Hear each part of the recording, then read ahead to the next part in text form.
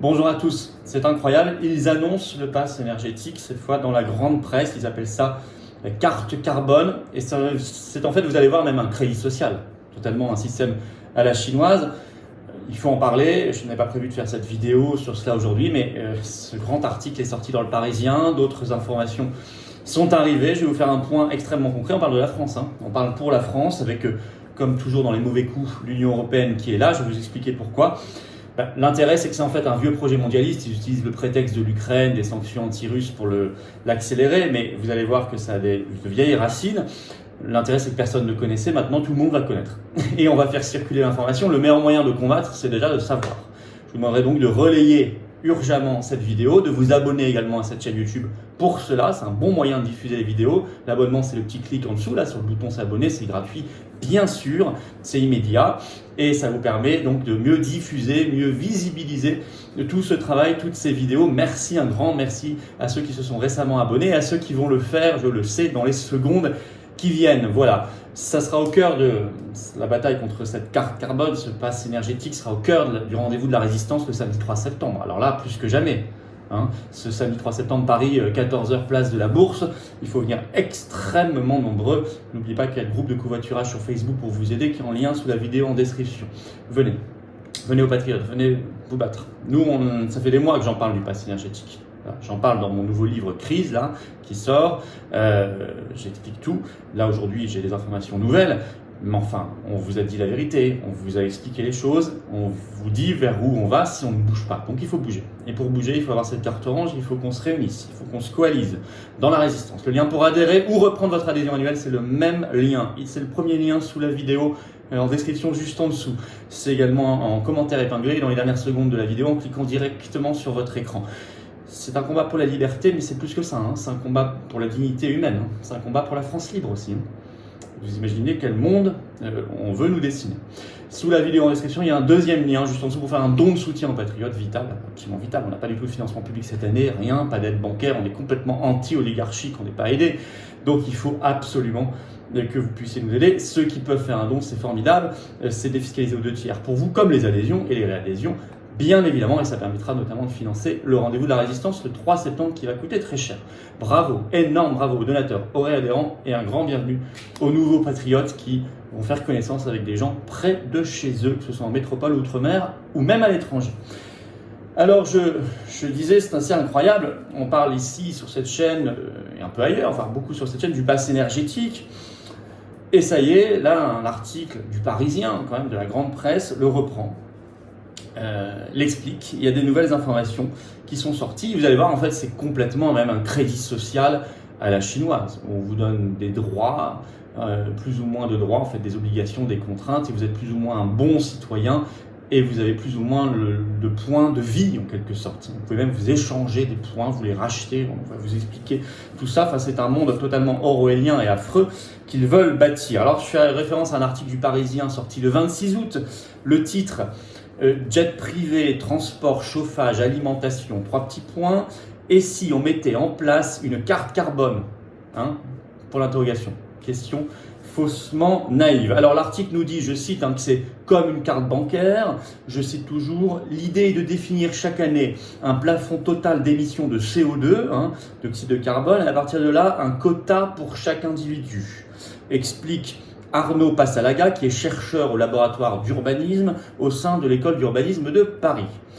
Alors, le Parisien explique toujours que ça pourrait, je cite, prendre la forme du carte à puce. Je cite toujours, une fois le quota épuisé, il ne serait plus possible de consommer, sauf à devoir payer. Donc là, vous comprenez tout de suite que certains pourront continuer de consommer, que ce soit des achats de tous les jours, de l'énergie ou des loisirs, des transports. D'autres ne pourront pas. Les plus pauvres, bien sûr, et les classes moyennes. Alors, l'article précise, je cite, « Il serait possible d'acheter et de revendre des points », et moi j'ajoute des points de vie, parce que votre alimentation, votre chauffage, vos transports, c'est votre vie, tout simplement. Ça n'est rien d'autre que votre vie. Donc, en fait, vous pourrez acheter ou revendre des points de vie. On commence à rentrer dans ce genre de monde. Alors, en plus, nous précise l'article, je cite, « Avec une carte carbone, le quota alloué à chaque individu serait revu chaque année à la baisse. » Bah oui, parce qu'il faut réduire les émissions. Donc, en fait, chaque année, en tout cas pour les plus pauvres, les autres pourront payer, eh bien, vous aurez de moins en moins de liberté. évidemment. Alors, l'article évoque déjà quelques pistes qui très récemment commencent à se mettre en place. Il évoque la Suède.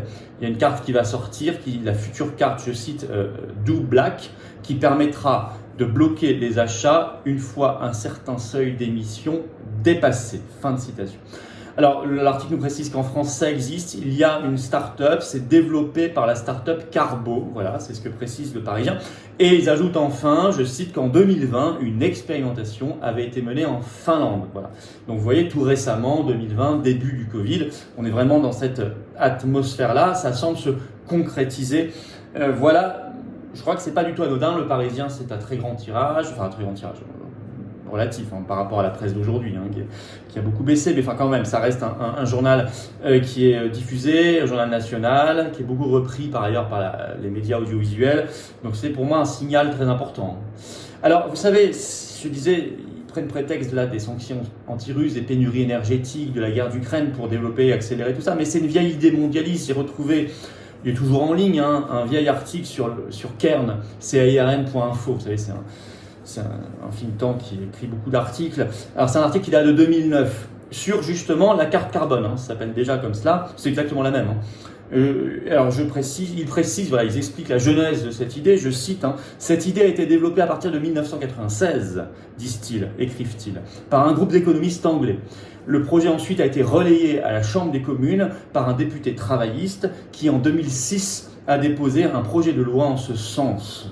Et en France, Cairn précise que l'idée a été évoquée lors du Grenelle de l'environnement, donc c'était au tout début du mandat de Nicolas Sarkozy vers 2008. Voilà. Donc vous voyez, on est bien avant la guerre d'Ukraine, les pénuries énergétiques, les sanctions anti-russes, etc.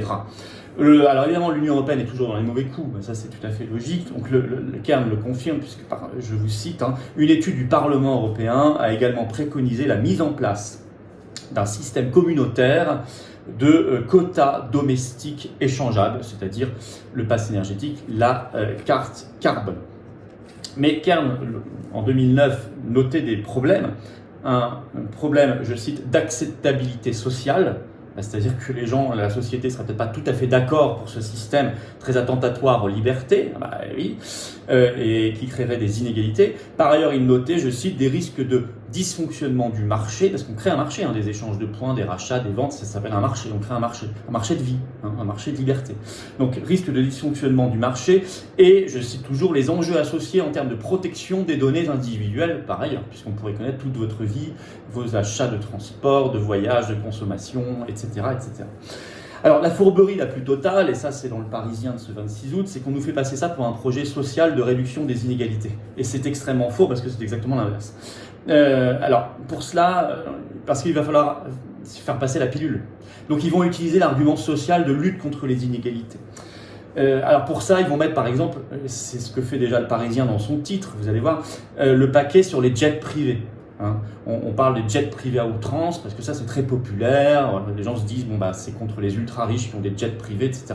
Oui, alors que cette carte carbone elle concernera d'abord et avant tout la vie quotidienne. Voilà. Mais le Parisien titre, vous avez vu le premier mot c'est jet privé, transport, chauffage, alimentation, etc. Mais on retient jet privé. Et par ailleurs même, vous allez voir, le Parisien écrit en toutes lettres que c'est un projet très social. Je vous cite un extrait de l'article.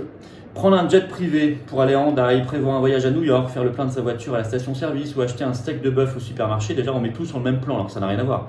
On va pas tous les jours à New York ou on prend pas tous les jours, ni tous, un jet privé pour aller à Hendaye, par ailleurs, alors qu'on met ça sur le même plan qu'acheter un steak de bœuf au supermarché ou faire le plein à la station-service.